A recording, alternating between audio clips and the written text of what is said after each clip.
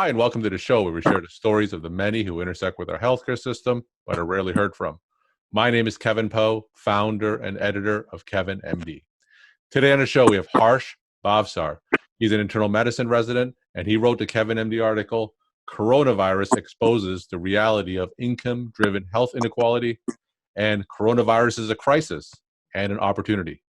Harsh, welcome Yes. to the show. Thank you so much for having me on the show. It's a pleasure to actually see you like in person, actually. So All right. So we'll get into your articles in a bit, but first off, tell me your story and your journey to where you are today. sure. So I was born and raised in New Jersey. I was born in Hackensack, New Jersey. I was raised in New Jersey, actually. My parents were both immigrants from India. Growing up, I wasn't really sure what I wanted to do, but I had the opportunity to do anything that I wanted, as per my parents. But we worked hard. I went to Rutgers for my undergraduate education. I was a biology and economics major. I enjoyed economics just because I like to play with numbers and understand the economy. I subsequently did a year of research with neurodegenerative diseases. I did a few months in Boston at the Children's Hospital of Boston, and then I moved back to Rutgers. After that, I went to Ross University for medical school, and then I matched in Philadelphia, which is pretty much close to home, close to Jersey, for internal medicine. And I'm looking forward to being a hospitalist after I graduate this year. You're a third-year internal medicine resident. How is the Yes. pandemic affecting you and your institution? So far we've sort of gotten off our peak, but we are preparing for the next peak. So we have pandemic schedules for all the residents right now. We do have certain sections of the hospital that are open for elective surgeries that are COVID-free zones, but we certainly are seeing still a steady number of patients come in. I've certainly had at least 3 or 4 on my team just today that have come back positive. The number overall has decreased in this area, but I know that with other parts of the country peaking, we are worrying about another surge that will happen here in Philadelphia. So let's get into your Kevin MD article. Coronavirus exposes the reality of income-driven health inequality.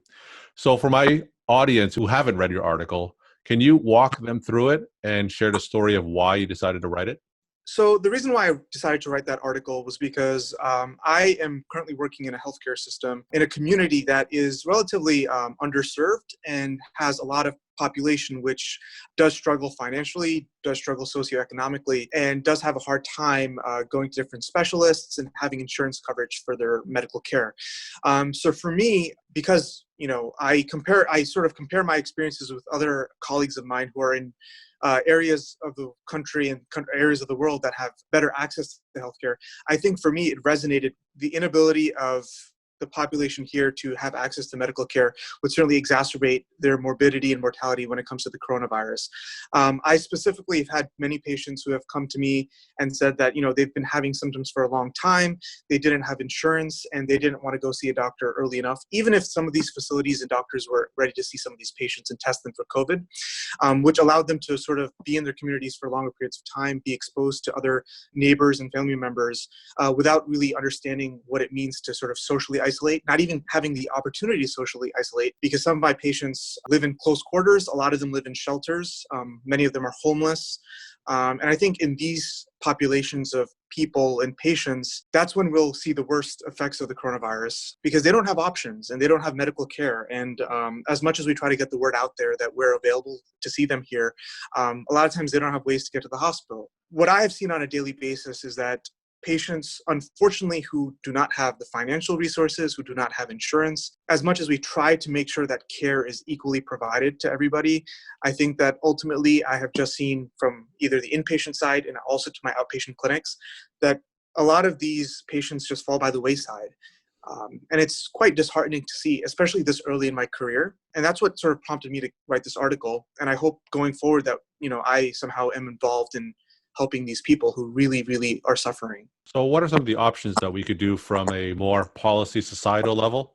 And what are some things that we can do from an individual physician level to address this issue? Go with the individual physician level first. I think that a lot of physicians, they work hard to expand their networks. They work hard to allow patients who are uninsured or not very well off to get care for free, which is, something that I would be looking forward to do in the future if I can somehow provide some level of volunteer work on the side with that perspective. From a policy perspective, I do think from a health insurance standpoint, I think that This is like a larger discussion I think we need to have with the government, with lobbyists and things of that sort. But I am personally in support of health insurance for all to a certain extent. But I do think that poverty in itself is something that needs to be tackled first. I think that I think Philadelphia does do a good job of helping out its homeless in terms of getting it resources, getting it types of shelters that have medical links to medical establishments that can help people in shelters.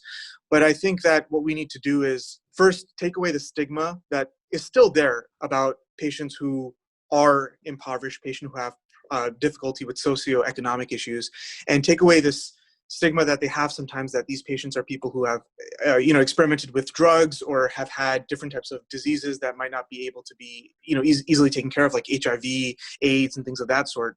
I think that there is this overwhelming need to get rid of this stereotype of a uninsured patient who maybe for some people might be thinking that they're taking advantage of the system or living off of welfare. I think that we need to get away from these types of stereotypes that we make sometimes, and I think that we need to get down to the brass tacks and sort of give them opportunities to thrive and survive. And I think that what we really need to do is make sure that everyone has access to health insurance, has access to medical facilities within a close radius from their home or where they live. I think that would be a good start. I think I need to also look into further ways of dealing with it, which I'm not too familiar with yet.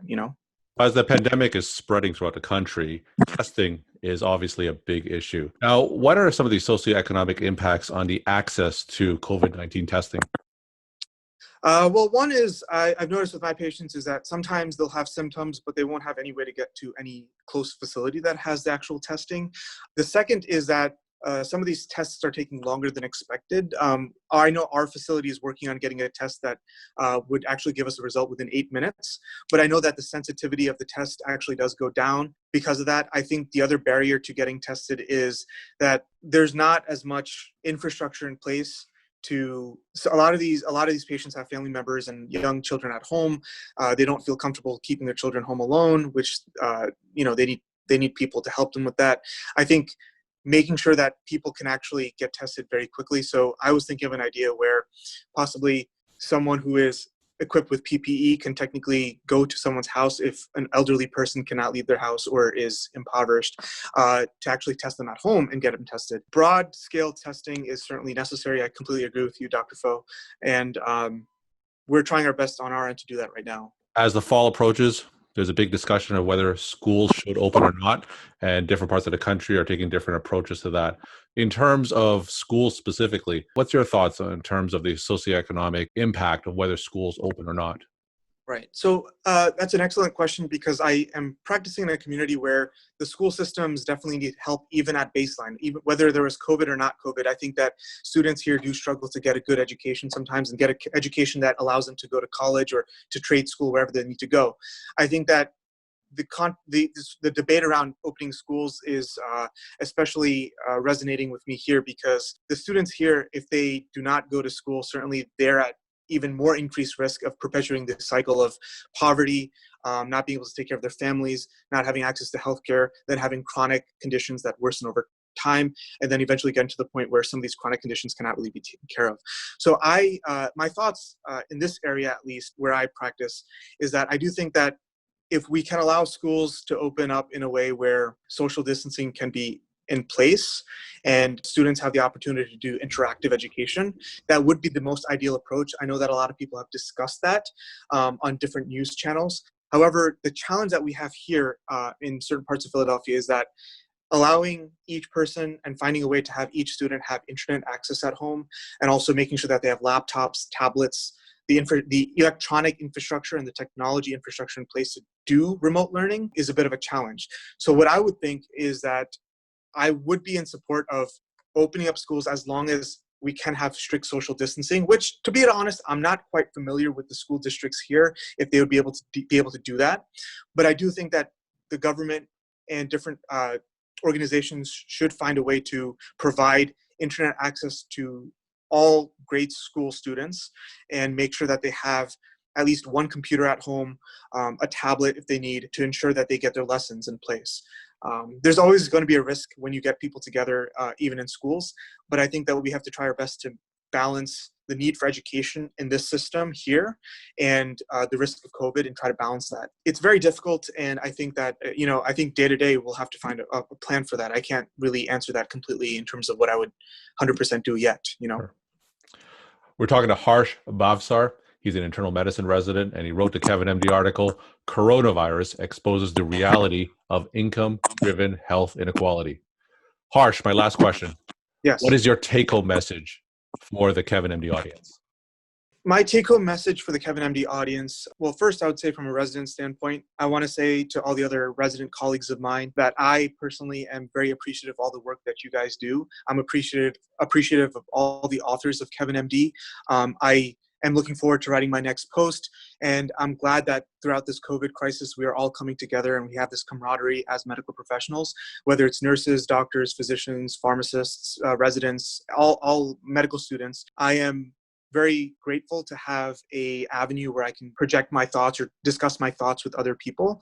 And I also want to thank you for allowing me to publish some articles on your platform, because we're all dealing with COVID. We're all dealing with issues with our patients. And I think that this website, this blog is not only important to share with the world our medical perspectives and things in medicine, but also it's a way for us to express our emotions in a very thoughtful way, which will allow us to practice our jobs better and be better physicians. At the end of the day, we're all here for our patients.